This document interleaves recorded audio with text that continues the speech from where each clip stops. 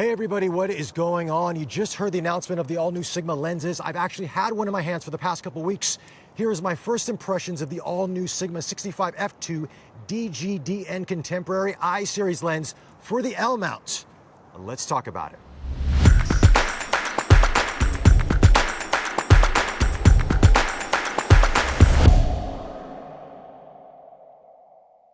All right, guys, before we get into things, I do want to thank Sigma Singapore for allowing me to test drive this lens. Having said that, these are my thoughts and my thoughts only. So let's talk about the design of this all-new 65 f2. Now, like the 35 f2, they have a very similar design concept. And I got to tell you, it's a really handsome, really good-looking lens when you see it in person. So much so, when I first saw this presented to me, I thought it was even better looking than the Sigma Art lenses that are currently on the market, and that's including the 85-1.4. This it has this amalgamation of cinema design, the contemporary design, as well as that art design, but it's really high quality in terms of materials. So you're getting that aluminum crafting throughout this. I feel like there's these black chrome bits that accentuate the lens in certain parts to give it this very modern look. And of course, you've got this all-metal hood. And when you put on this lens, it reminds you of the 45 f2.8 that Sigma came out with a while ago, which is a very beautiful compact lens. And that design element is in here in the 65 f2 as well as the 35 f2. Now, this lens is coming around 450 grams. And I'll tell you what, it feels pretty lightweight here on the FP. On the S1R, it feels really good as well. But it is a solid lens through and through. You know, the manual focusing ring is beautiful. It's smooth. The aperture ring's got a nice click to it. You also got your manual focus and autofocus switch. Everything feels very high quality because Sigma's considering this an I-Series lens. And now, what is an I-Series lens?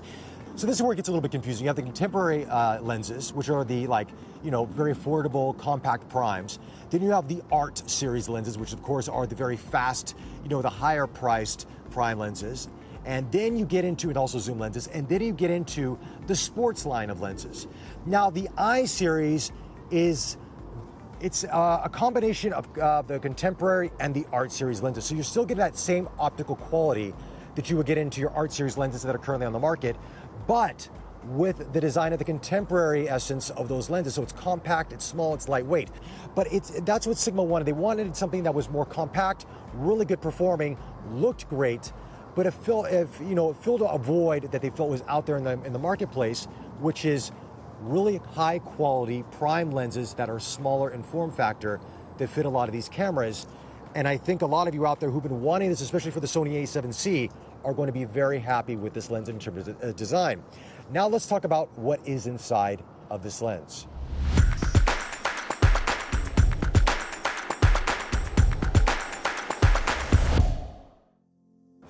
So let's talk about what's inside of this lens. You have 12 elements, 9 groups. You have from f2 to f22 in terms of the aperture, 9 rounded diaphragm blades to this. The weight is 405 grams, as I mentioned before, so it's quite lightweight.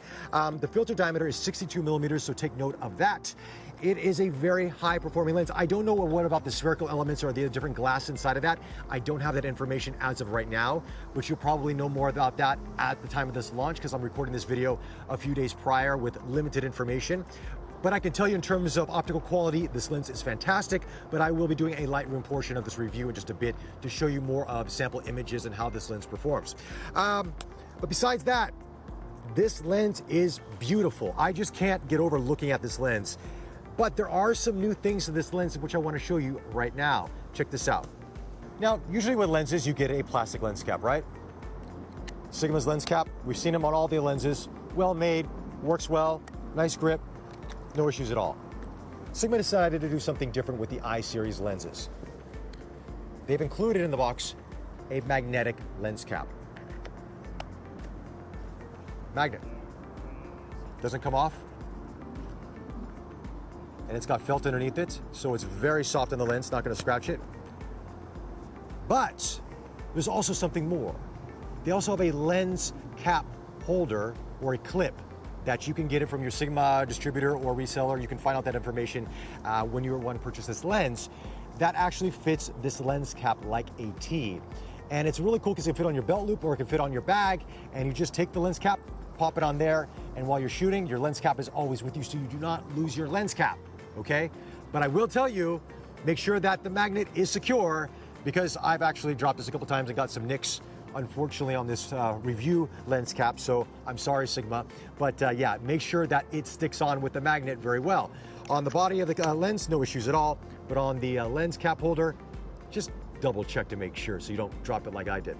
But overall, I love this design, and I have a feeling this will be something that we see in more Sigma lenses coming in the near future, because this is great. This is fantastic. I can't tell you how many lens caps I've lost over the years, and this will alleviate a lot of that. But it's just the small things that make the difference. And it's nice that they're including it in this I series of lenses. So in the I series lineup, you have the 65 f2, the 35 f2, and the 24 3.5. This also goes with the 45 f2.8, which is a contemporary lens. But I haven't tried the 35 f2, which is a lens I'm excited to try. Now, at the time of this review, I've only had the 65 f2 with me. I might be getting a sample of the 35 before this review comes out to see you guys. If I do get it, I will be showing sample images in Lightroom. If I don't, it'll just be images with the 65 f2. Now, let's talk about what this lens is like to use.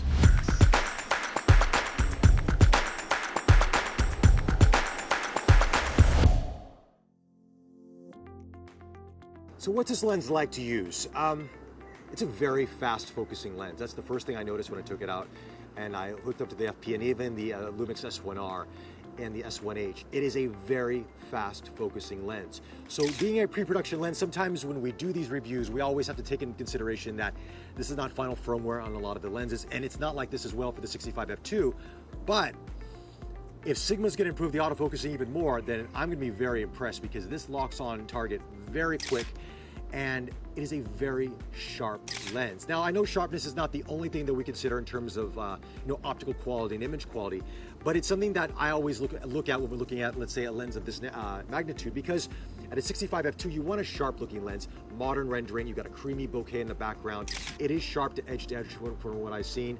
I don't see much chromatic aberration to this whatsoever. It is a very high performing lens, much like the Art Series lenses that I've tested previously from Sigma. That same optical quality is here in the 65 f2. But the 65mm focal length is very interesting. And it's kind of like the 45. It's between the 35 and the 50, or, this is between a 50 and a 75. And it's a pseudo portrait lens, but it's a good street lens as well. So if you pair this with a 35 f2 and a 65 f2, you should be pretty much good to go in terms of primes if you want to go and stay in the Sigma family.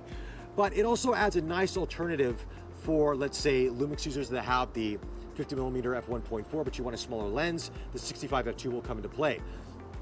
If you are a Leica shooter and maybe you can't afford the 50 Summicron SL f2 lens, which is a beautiful lens, the 65 f2 would be a nice alternative. Now, in terms of optical quality, I don't have a 50 f2 Summicron here to test it versus this. So I don't think it would be fair to give that comparison just as right now. Maybe I'll get that lens in the future with an SL2 or an SL, and then I can do a comparison side by side.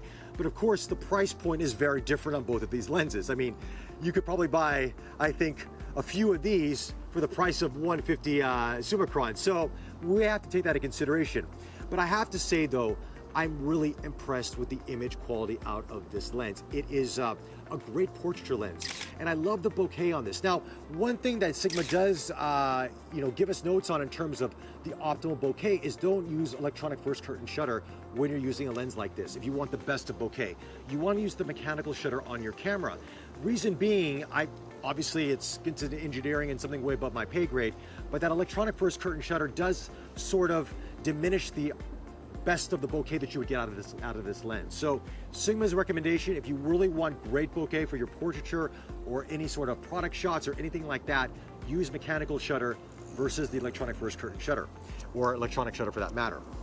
Also, this also does work with, if you have any sort of distortion control in your camera, make sure you turn that on, because this lens will work with that as well. So if you really want those straight lines, don't turn it off in the camera, because this lens is made for cameras that have that built in, okay? That's another point to take in consideration. But besides that, I really like this lens. For the price point, the build quality, the optical performance, it's really good. Anyway, enough of me talking about how good this lens is. Let's go into Lightroom right now and take a look at images with the 65 f2 paired with the Sigma FP and the Lumix S1R. All right, guys, we're now in Lightroom taking a look at images from the 65 f2 with the Lumix S1R as well as the Sigma FP. One of the first things you're going to notice when you take your first few shots with this lens, as I mentioned in the review, it is a very sharp lens, exceedingly sharp. Case in point, here's my dog Praha. She's a Rottweiler. Look at the detail I have around her eyes on this. Look how sharp this is. And let me just show you what the before was and after. So before, after, really just kind of cleaned up the gunk, kind of took away a little bit of the bluish tone there, but it's just sharp. Look at the tongue, look at the detail on the tongue on this. As you can see right here, just all of this. This lens is just, it's very impressive. And I have to say, this is one of the sharpest Sigma lenses I have used for the mirrorless lineup to date. I would say it's even sharper than the 85-1.4. Now let's take a look at, this is a picture of my Leica MP a la carte film camera. This is the Summit Artisans 35-1.4. So I was just kind of doing a product shot just to sort of, I'm actually testing this lens, by the way, but I just thought it'd be interesting to see how this lens performs. Stopping down to 7.1, 1/20th of a second handheld, ISO 1250, and look at the image quality, look at the detail. Really, really good. Okay, here is Marina Bay Sands. Bright daylight. This is what it looked like before and then after. Stopped down to 5.0, 1/800th of a second, ISO 100. Again, zooming in on this, look at the details. And I'm quite a distance away, but look at the details I'm capturing right up here near the infinity pool area. This is a bar up here. And this is sort of like a void deck. You can actually look out and across the city, and it's very, very sharp. Very impressed with this. Moving on. Now, I wasn't able to capture too many, shots of people. This is Jay who was filming me as we were doing this review, and I just wanted to, he was looking at the camera as he's filming me. This is before edit, but just look at the detail I'm able to capture here. It's fantastic. Look at the bokeh on this. It's got a nice creamy bokeh. You do see some circles in the background. Now, as I mentioned in the review, to get the optimal bokeh, you want to use mechanical shutter versus electronic first curtain shutter, okay? Don't know what the reason is behind it. I'm not an engineer, but Sigma recommends that, and I will show you why in just a second. Here we're at a Chinese temple with these jaw sticks, and I wanted to show the bit of the bokeh in the background, but also the detail with these jaw sticks. Look at this. This is at f2. 1/500th of a second, ISO 400. Now, one thing that Sigma did point out with this I series of lenses is that they want them to perform optimally at f2 or whatever their fastest aperture is. Okay, this is something that we've seen in Leica lenses. So I'm going to put this out there and say it again. I want to compare it with the Leica Summicron lenses because I think they're going to be very neck and neck. Sigma makes some fantastic lenses, but look at the bokeh in the background. Now you see a little bit of the circles right here, and I use the mechanical shutter on this just to try to bring out the best of the bokeh out of this lens, and I'm really happy with this. Now, everyone has their personal preference on bokeh, but I like what I'm seeing here. This is probably one of my favorite Sigma lenses. This is sharper than the 85-1.4, I got to tell you, and that's a very, very good lens. This is impressive. Look at this. And I'm a distance away from these subjects, mind you, because I'm at 65 millimeters. Okay, so this is above me. This is in the ceiling area, and this is 1/1000th of a second, ISO 400. And again, if you're on the fence about this lens, do not be. This is very impressive. Oh, by the way, if you're into watches, this is the panorama I'm wearing in the review. This is the prototype, the PAM 01118. All of this will illuminate at night, which is really cool. 7-year warranty. Try to do a macro shot. Try to do the wrist shot on me, but you have to be about 55 centimeters from your subject to get in focus. So that's very hard to do with the Sigma FP in one hand and my wrist in the other. So I tried to get what I could in focus, which is just a little bit here. But nonetheless, pretty cool shot. This is after edit. Here's before edit and after edit, just sort of warm it up and brighten it up a bit. All right, those are my thoughts on the Sigma FP in Lightroom. Now to my final thoughts about this lens. So for those who want to know how does this lens perform with video, well, we actually have it with the S1H currently right now. Jay's behind the camera.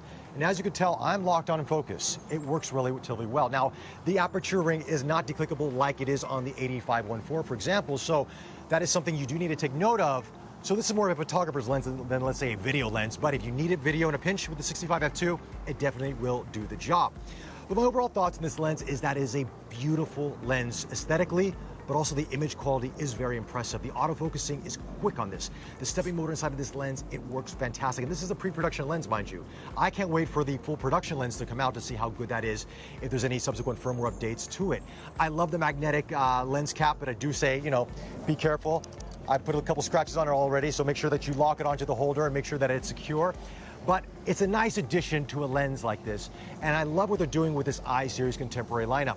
However, I would say that it would be nice that if Sigma would actually just label this lens an I series versus a contemporary lens, because it would make much more sense for the consumers out there, and at the same time, it would just give it a differentiating factor versus calling it a C series, a contemporary lens with an I series next to it. It's a little bit confusing. So Sigma, if you're watching this, just put an I moniker on it. Don't need to put a C, just put I, because you've got the optical quality of the art lenses with this beautiful design, making a whole new series of lenses. Nobody would complain. As a matter of fact, it would make much more sense in terms of the market lineup, but that's just my thoughts. To each their own. Anyway, those are my thoughts on the lens. I absolutely love this lens as a prime. I would love to compare it to, let's say, the 50 Summicron f2 SL lens or the 75 Summicron lens from Leica, and even the 35 f2 to see what it's like in the near future. But those are just, that's just a wish list of things I would like to do with this lens going forward with it if I could test it a little bit more. But overall, I really like this lens. Let me know what your thoughts on it in the comment section below, because I would love to hear what you think. Is this a lens you would want to get? 65 millimeters. Are you okay with this focal length? Or are you wishing it was a 50 or a 75? Let me know. Anyway, follow us on Facebook, subscribe to us on YouTube. Be safe out there, and we'll chat to you soon. Take care.